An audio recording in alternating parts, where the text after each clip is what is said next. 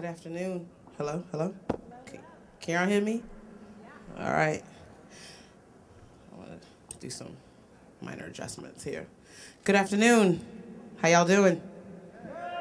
Good. I would first like to say thank you for me being invited out to speak here. I feel very honored because I don't know if my opinions actually mean that much, but you know, I'd share it with y'all anyway. My name is Tanya Fields. I am a organizer and activist in the South Bronx, single mom of 3, and the outreach coordinator at a non-for-profit that deals with environmental justice called Sustainable South Bronx.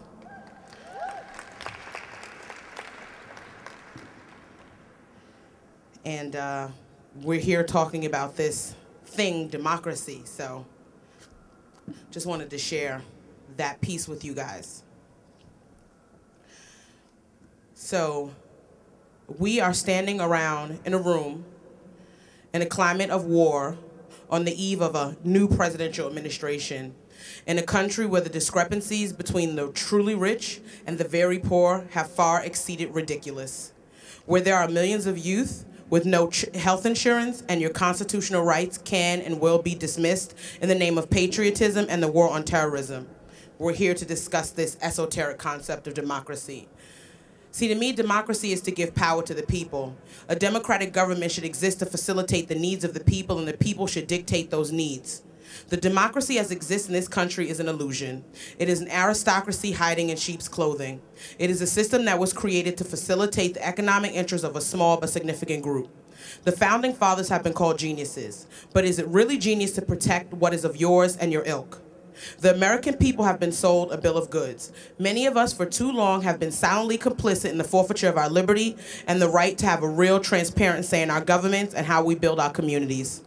We have somehow bought into the fallacy of ask not what you can do for your country, but what your country can do for you. Why should we not ask what our country can do for us?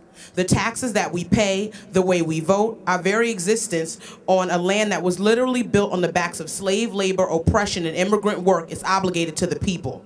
And we should hold them accountable and question the system.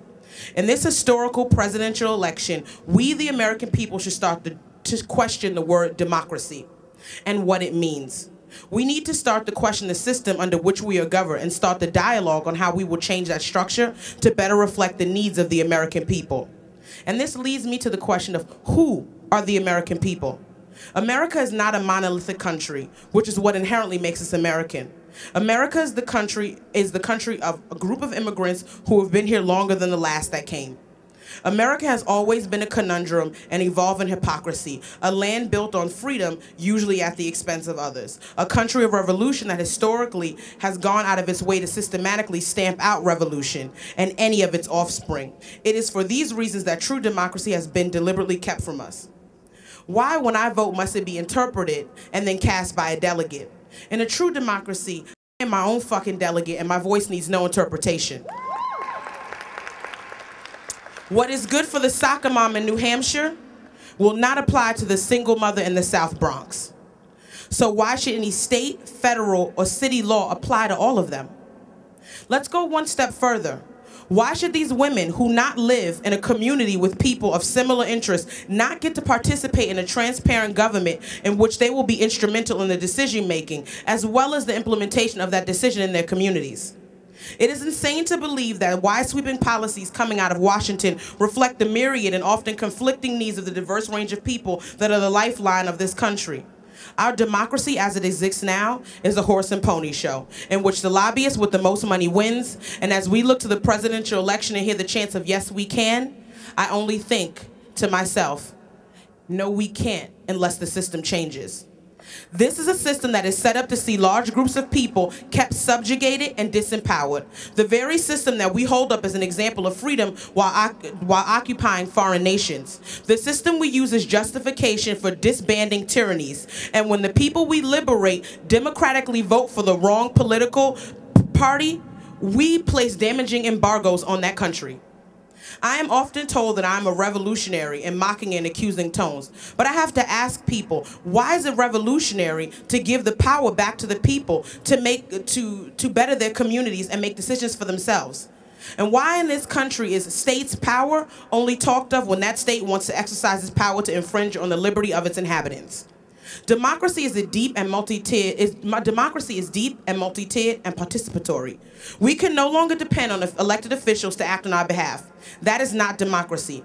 Democracy happens beyond the voting booth, and any government that makes a commitment to its constituents must be fully dedicated to facilitating their ability to be involved in governing themselves and their respective communities. For far too long, Americans have become comfortable with government peeking through their shades, listening on conversations, sticking their noses where it doesn't belong in the name of family values, behind the guise of safety, and because it is engaged in backroom initiatives and conspiracies to disband people and groups who would resist further oppression. I would ask this government, whose family values are you protecting? Because my country is made of many families. It is made of families who are comprised of single mothers who work 2 jobs and still make it to PTA meetings, grandmothers who comfort little babies with gnarled and knotted yet gentle hands, gay mothers and fathers who kiss the boo-boos of crying toddlers. Because they are lacking the traditional structure of a family, this somehow invalidates their bond? Does this justify their existence being swept under the rug and their needs being dismissed? I would ask this government, whose safety are we protecting when the foreign policies of this administration have only helped to exacerbate this war on terrorism, when Americans have expressed more fear and uncertainty from their own government than any elusive and mysterious foreigner? Whose safety are we protecting when men of color are still shot down in the streets of major cities and towns by the very people who are supposed to protect them, but historically have been their biggest killers? When women of color lack transparent and easy access to the institutional resources that they fought to create? I would ask this government how it claims to operate under the premise of best interests of the people, but consistently undermines the people. How it can justify the ridiculous spending on a war that no one any longer understands, while people lose their homes and affordable housing suddenly sounds like some antiquated policy from the old days. As we go forward and we stand on this precipice of supposed change, we must evaluate this concept of democracy, and we must demand that it become transparent, that we gain clarity on how best to participate in a true democratic process. We must no longer shy away from the word revolution as we live in a world of young men and women dying to benefit the greedy and powerful, as people lose their homes and big businesses continually bailed out of bad debt, as people of color still fall victim to institutional oppression and racism, and the divide between the have and have-nots widen. We must feel obligated to become involved in this process that historically has been held up as the greatest political system in the world.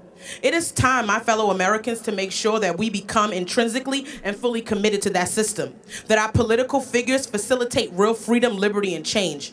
It is time, my fellow Americans, to stop bullshitting and truly manifest our respective destinies.